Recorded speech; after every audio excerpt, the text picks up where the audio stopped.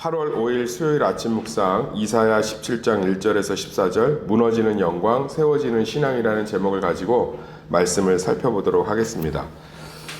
역사를 바라보는 믿는 자들의 관점이 역사하니까 되게 크게 보이잖아요. 근데 쉽게 생각하면 우리도 역사의 한복판을 이제 지나가고 있는 거죠. 근데 뭐 어떤 관점이 있어야 되냐면 세상에 있는 모든 것들을 주님께서 그들의 교만과 제약 때문에 멸하시게도 하시고 또 하나님의 선한 계획 가운데 흥하게도 하시지만 의미가 없습니다. 다 자기 길로 가는 거예요. 그런데 우리는 우리의 모든 삶을 둘러싸고 있는 수많은 세상은 다 우리를 향한 하나님의 계획 가운데 있는 줄 믿습니다. 그러니까 무슨 얘기냐면 이게 하나님께서 지금 오늘 이 이사야 17장 1절에서 14절 말씀을 통해서 우리에게 이 얘기를 해주고 싶은 거예요. 너희가 당하는 고난, 예를 들어 볼게요. 옆집하고 싸웠어요. 근데 그 옆집이 자꾸 힘들게 해. 그 모든 고난도 하나님께서 다 너희를 위해서 주관하고 있다는 거예요.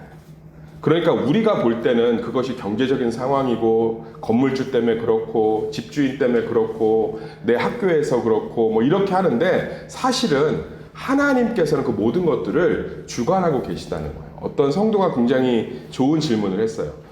만약에 어떤 아이가 학교에서 왕따를 당하거나 선생님에게 미움을 받으면 예수 믿는 부모는 무엇라고 해줘야겠습니까?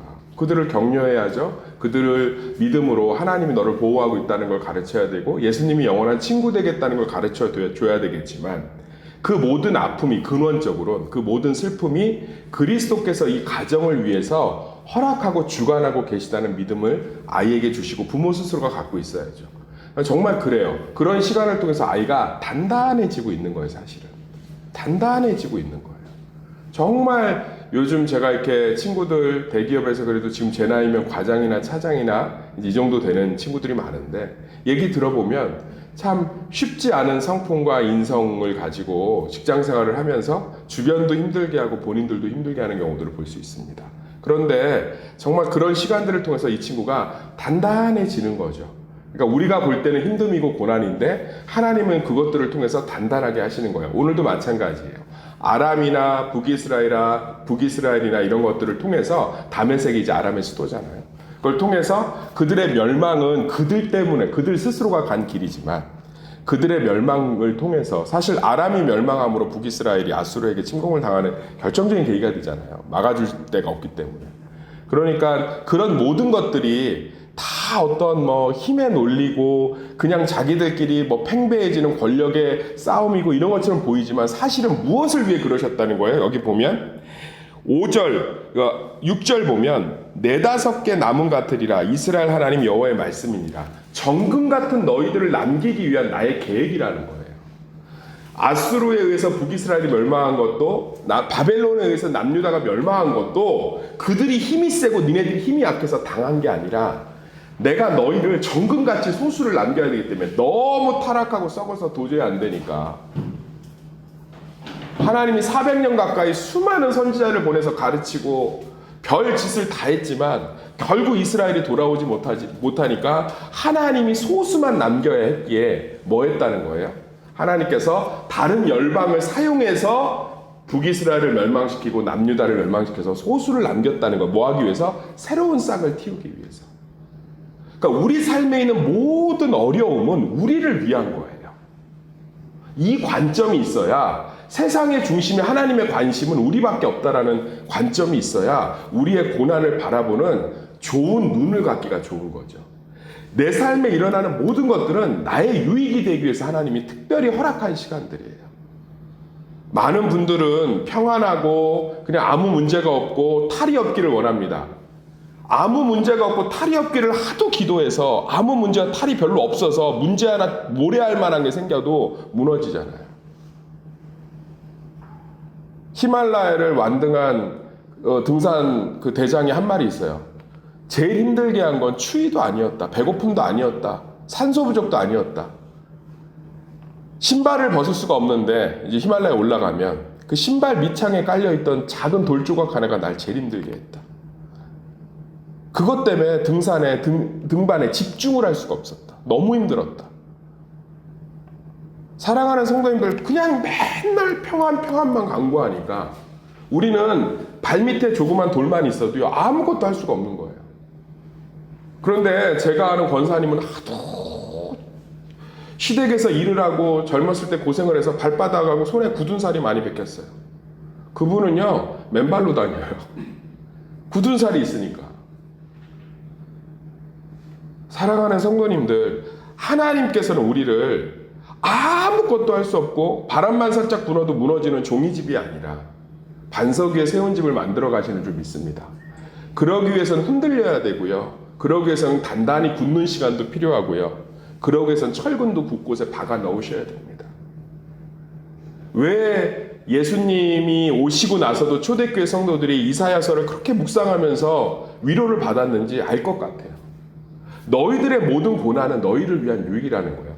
초대교회 성도들이 고난을 받지 않았으면 어찌 우리가 고난이라는 단어 앞에서 자유로울 수 있겠어요? 야, 저들 예수 저렇게 초대교회 잘 믿었는데도 저렇게 고난받았는데도 믿음 잃지 않았구나. 우리에게 중요한 건 믿음을 잃지 않는 거구나. 라는 얘기를 이제 비로소 또 하고 있어요.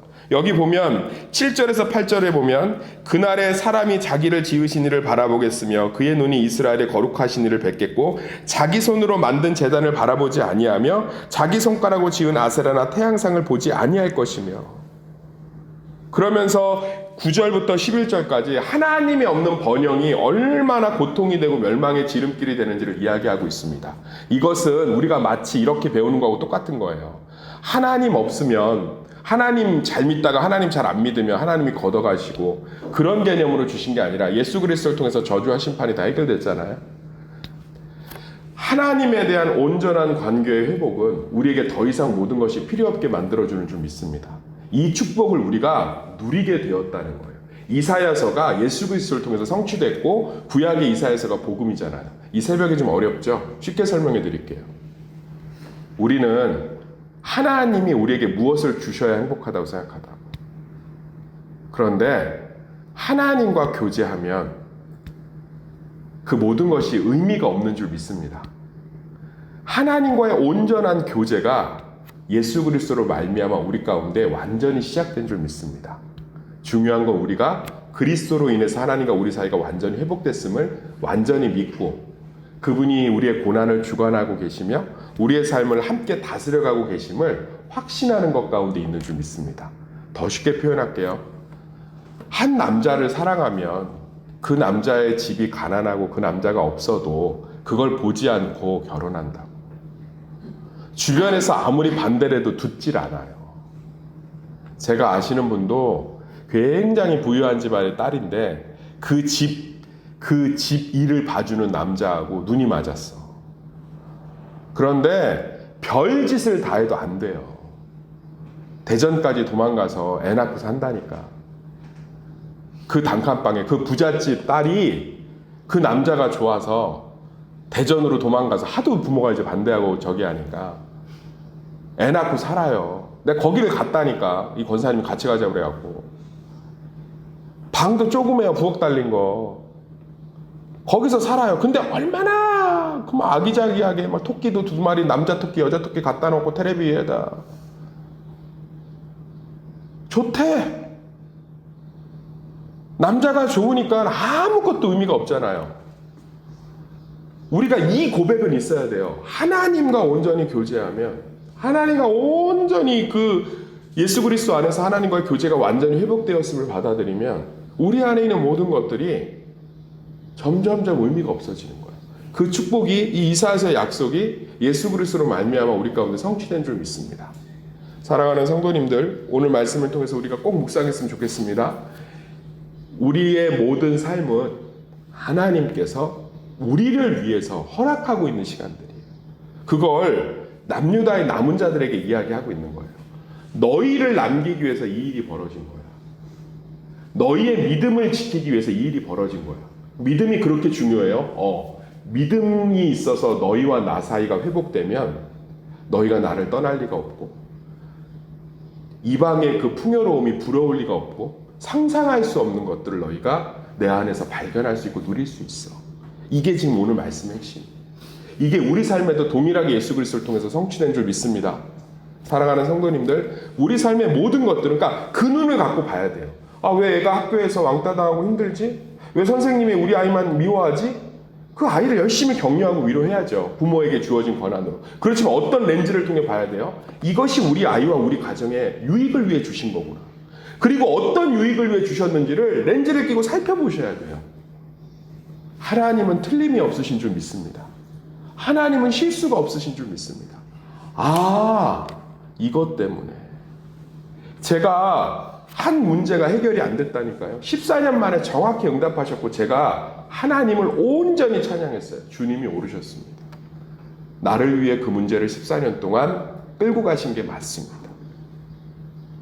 나를 위해 그 문제를 속히 해결하지 않으신 것이 절대적으로 옳습니다. 주님이 맞습니다.